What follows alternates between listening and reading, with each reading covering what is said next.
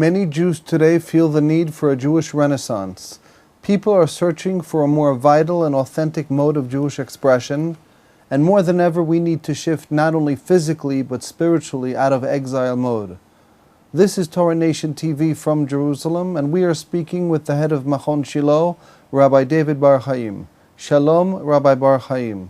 Shalom. During Shmita year, what does one need to know regarding caring for one's household plants? In our previous interview, we discussed the Shmita year and caring for one's garden.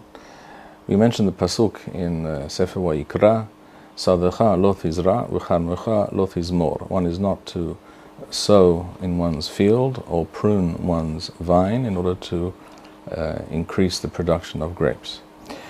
The Torah is speaking about a field, a sadeh, and therefore Hazal make the statement that a pot which is not sitting on the ground, which does not have a hole in the bottom of that pot either, is not considered to be a field, just as something which is grown inside a house.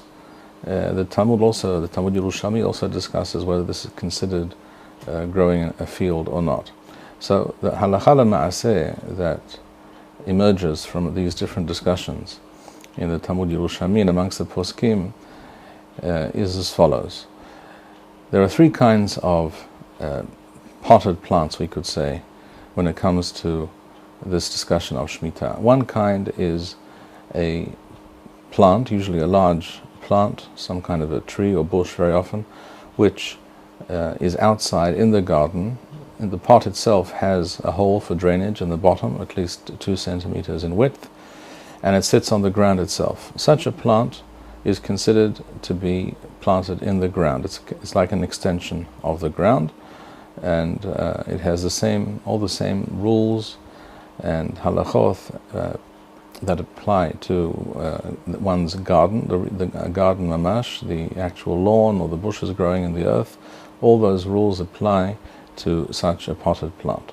Another type of potted plant is a plant that is in a pot, but it is not, and it's not on the ground, but it's also not inside a house. That is to say, for example, the kind of plants people have which are attached to the edge of their balcony, for example, such as geraniums are a very common choice here in Israel, at least for this purpose.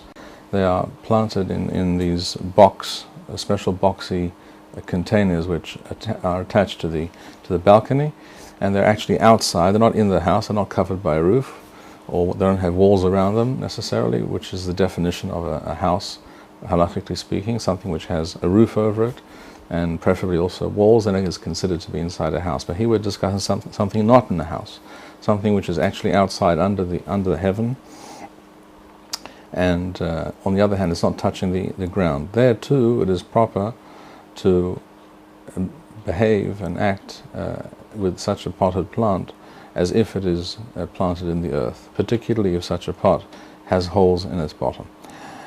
However, the third kind is a different story. The third kind of potted plant is a potted plant which, even if it does have a hole in the bottom of the pot, but it is inside the house, it is under the roof of the house, there are walls around it, and it sits on the floor. It doesn't sit on the earth, it doesn't sit on the ground.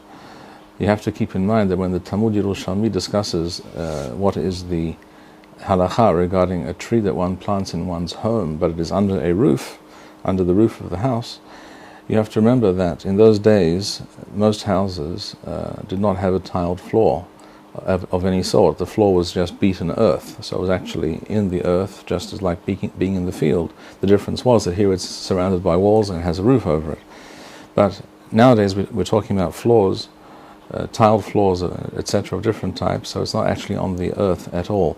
Such a plant, either a plant which is on the earth which has no hole at the bottom, in other words, it's a pot without any opening at the bottom at all, or a plant which in a pot which has an opening but it's inside a house, sits on a floor.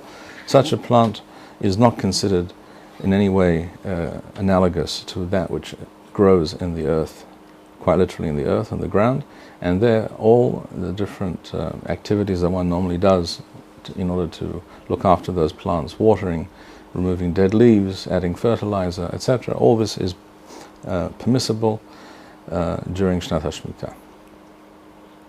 I would mention that some people go truly overboard and get very frantic about some of these issues. I heard recently the following story to illustrate the point. Just recently I heard about an individual from the Haredi world who decided to, as someone would have it, as the person who told the story described it, he decided to do teshuvah and to adopt what he described as Hayadut HaShlema, which most people would usually use the term religious Zionist or national religious approach. So he comes from a Haredi background, and he knows what goes on in the Haredi world, but he himself is moving away from that system. And he related to this person that his mother, in these days leading up to Rosh Hashanah, which is the beginning of Shnat HaShmita, his mother is very, very busy, because one of the things she has to do, according to what was explained to her in the Haredi world, is to wipe all the dust off all the leaves of all the plants inside the house before Shnat HaShmita. And why? The theory is, and it is only a theory, that is to say it's a spurious theory, the idea is that by removing the dust from the leaves of the plants, one is increasing the absorption of light, sunlight, etc., of those leaves of those plants, and thus one encourages and enhances the growth of the plant, which technically to some extent may be true. I don't know if it's something that can be measured, but logically there might be even some scientific truth to it. But there's no such halachic concept of not removing dust from leaves or anything of the sort, not before Shmita, not during Shmita. This is an entire fabrication, and is a good example, in my view, of the kind of absurdities and ridiculous humroth and irrational thinking that unfortunately has permeated so much of the Torah world nowadays. So this is entirely not something to be concerned about. One can deal with one's plants inside the home and clean them and keep them clean, and water, fertilize, cut off dead leaves, what have you. Whatever needs to be done, one can do during Shemitah year. There's even much halachic basis to claim that one can even plant such a plant into a pot inside one's home during the Shemitah without any hashash, without any problem whatever. Thank you, Rabbi Bar-Hayim. We would like to encourage our viewers to share these videos with friends and send in your responses. We would also like to suggest the following opportunity to our viewers. If you identify with Rabbi Bar-Hayim's message and would like to sponsor or dedicate a video interview with the Rabbi in honor or memory of a loved one, if you would like to obtain Berkon Nusach Eretz Yisrael or invite the Rabbi for a speaking engagement, please email us at office@machonshilo.org.